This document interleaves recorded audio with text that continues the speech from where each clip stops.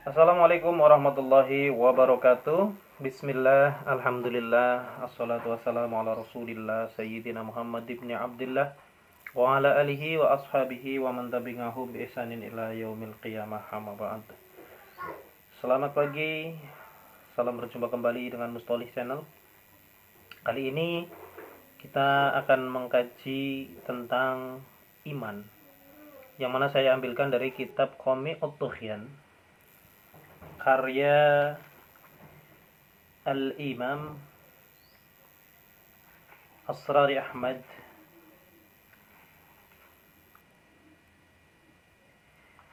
Semoga kitab ini bisa menjadikan wasilah kita lebih dekat kepada Allah Subhanahu wa taala.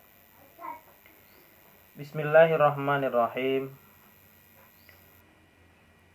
Qala Nabi sallallahu alaihi wasallam, al-imanu bid'un wa sab'una syu'batan. Fa'afdaluha qawlu la ilaha illallah wa adnaha imatatul adha 'anit tariq wal haya'u syu'batun minal iman. Rawahul muhadditsun. Rasulullah sallallahu alaihi wasallam telah bersabda, iman itu ada 77 cabang. Maka yang lebih utama adalah mengucap la ilaha illallah. Yang rendah adalah menyingkirkan penghalang dari jalan. Contohnya ada batu, kayu di tengah jalan kita singkirkan, maka itu termasuk tanda-tanda orang beriman. Akan tetapi iman yang lebih tinggi adalah mengucap la ilaha illallah Muhammadur Rasulullah. Dalam artian tidak ada Tuhan selain Allah yang wajib disembah kecuali Allah. Benar-benar diyakini atas tasdiqu bil jinan wa qawlu bil lisan wa amalun bil arkan. Jadi diyakini di dalam hati bahwa Allah itu cuma satu, tiada Tuhan selain Allah. Dalam hati. Lalu diucapkan dengan perkataan. Setelah itu baru diamalkan dalam perbuatan. Nah, keimanan secara amal inilah yang nantinya menuntun kita menuju kebaikan. Ketika kita mau berbuat buruk, kita merasa dalam diri kita Allah mengawasi kita. Mungkin orang lain tidak tahu, tapi Allah Maha tahu, baik yang zahir maupun yang batin. Wa adnaha imatatul adha 'anit tariq. Adapun yang rendah yaitu menyingkirkan daripada rereget atau kotoran-kotoran yang ada di tengah jalan, yang mana jalan itu mungkin dipakai banyak orang. Pohon tumbang misalnya, kita memiliki kemampuan untuk itu, kita singkirkan. Kalaupun tidak, kita bisa menyuruh orang. Atau mungkin bergotong royong menyingkirkan pohon yang tumbang itu. Wal haya'u syu'batun minal iman. Dan puncaknya adalah rasa malu. Rasa malu dalam artian al-wira. Malu untuk berbuat kemaksiatan, malu untuk berbuat kedurhakaan kepada Allah Subhanahu wa taala.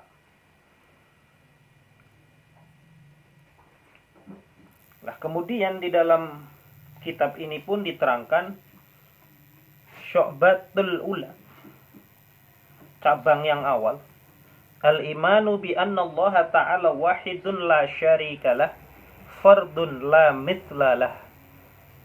Allah itu satu, tidak ada sekutu, tidak ada teman, tidak ada istilahnya duanya, tidak ada. Allah sendirian. Dan tidak ada yang setara dengan Allah. Somadun, menjadi tempat bergantungnya makhluk.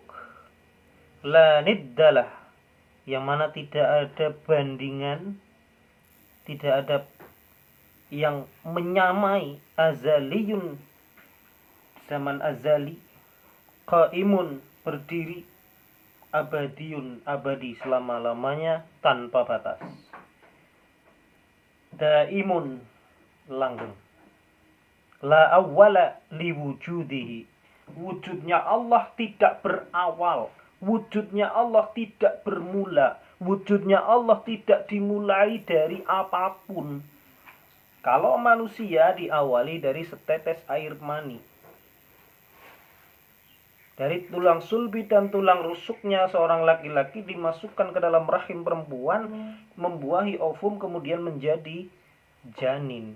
Nah, ini awal manusia. Tapi Allah tidak berawalan dan tidak pula berakhiran. Wala akhira li abadiyyatih. Dan keabadiannya itu tidak ada akhirnya sama sekali. Hadirin, pemirsa dan pendengar yang setia. Qayyumun la yafnihi al-abadu. Berdirinya Allah tidak ada kefanaan selama-lamanya. Tidak seperti kita. Kita sebagai manusia mengalami masa jaya, mengalami masa susah, mengalami masa keemasan. Maka kita memiliki banyak fase. Fase yang pertama adalah fase dari alam ruh. Kemudian masuk ke alam janin atau alam kandungan. Terus kemudian masuk ke alam dunia. Di alam dunia kita memiliki fase jadi bayi, batita, balita, dewasa, atau remaja dulu ya, remaja, dewasa, terus menjadi orang tua. Setelah menjadi orang tua, kita akan bergiliran dengan anak-anak kita. Setelah itu kita mati. Nah, kematian kita di sana tidak langsung mati begitu saja, tidak, tapi ada pertanggungjawaban yang lebih mengerikan. La yughayyiruhu al-amatu. Masa atau waktu itu tidak bisa merubah Allah, karena Allah yang menciptakan waktu. Allah tidak menempati ruang dan waktu, karena Allah yang menciptakan ruang dan waktu. Bal huwa al-awwal wal-akhir wal-zahir wal-batin munazzahu 'anil jismiyah laisa kamitslihi syai'un. Zat yang awal, zat yang akhir, zat yang zahir, yang batin, yang disucikan dari bangsa jismiyah, yang tiada sesuatu hal yang menyamai Allah Subhanahu wa taala. Nah, di bab ini kita mempelajari keimanan kepada Allah Subhanahu wa taala, bahwa cara mengimani kita kepada Allah Subhanahu wa taala intinya tidak neko-neko, tidak memikirkan. Tafakkaru fi khalqillah wa la tafakkaru fi dzatillah. Berfikirlah kamu kepada ciptaan-ciptaan Allah dan jangan sekali-kali memikirkan bentuk atau zatnya Allah. Sekian, billahi taufik wal hidayah. Semoga bermanfaat. Assalamualaikum warahmatullahi wabarakatuh.